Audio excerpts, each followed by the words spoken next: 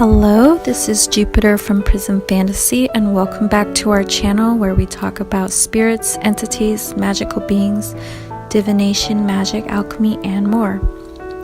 In this video, I want to talk about the truth about the true name of a spirit, entity, or being.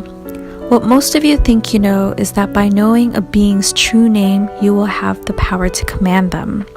This information mostly comes from video games, movies, religions, and claims made by people. By right, there is no such thing as a real name. Knowing the real name of someone doesn't give you or anyone the upper hand to abuse or control other beings. Think about it.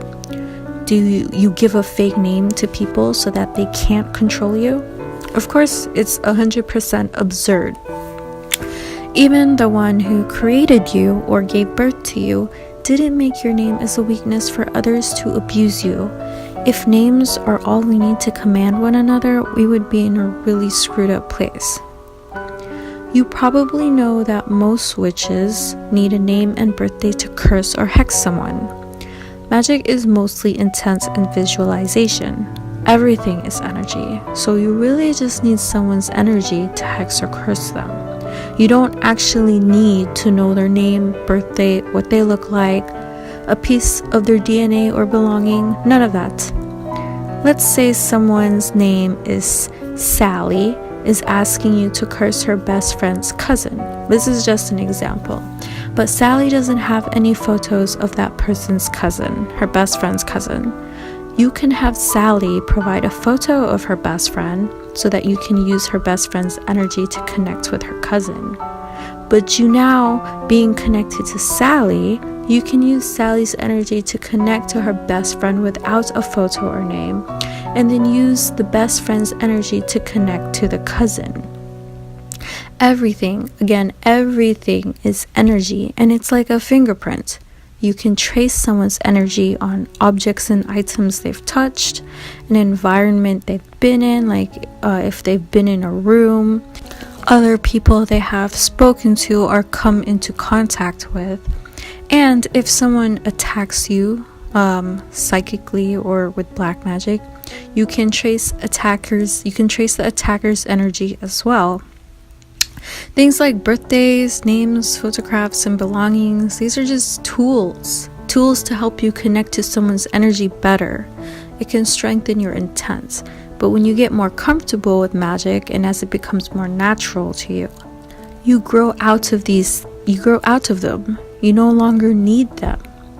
There are many other universes, many dimensions on those universes, with realms within planes within more realms. We are just in one universe, you and I, and everything is connected. Everyone and everything, all in all. The universe has something called an Akashic Records, and we can all access them through meditation.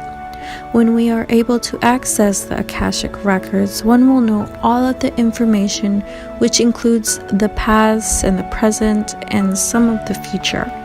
I say some because the future is not always set in stone. You can control destiny, but you can't control fate.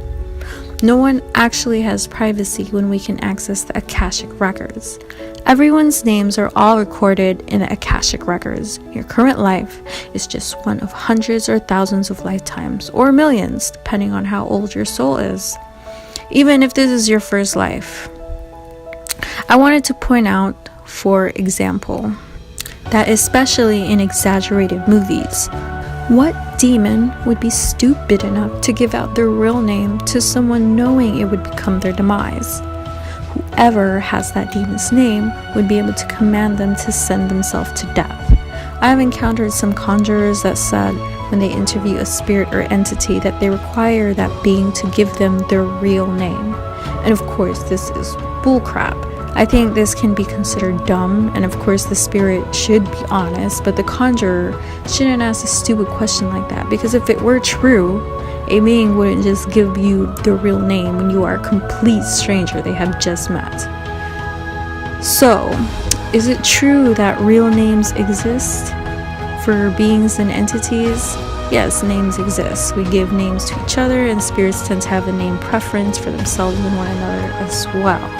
But it is not true that you could command them to do anything you wanted if they told you their true name. In that sense, then no, a true name does not exist. Well, a game is just a game. A movie is just a movie, and a prideful person is just their pride. They are not experienced or well-knowledged in the first place.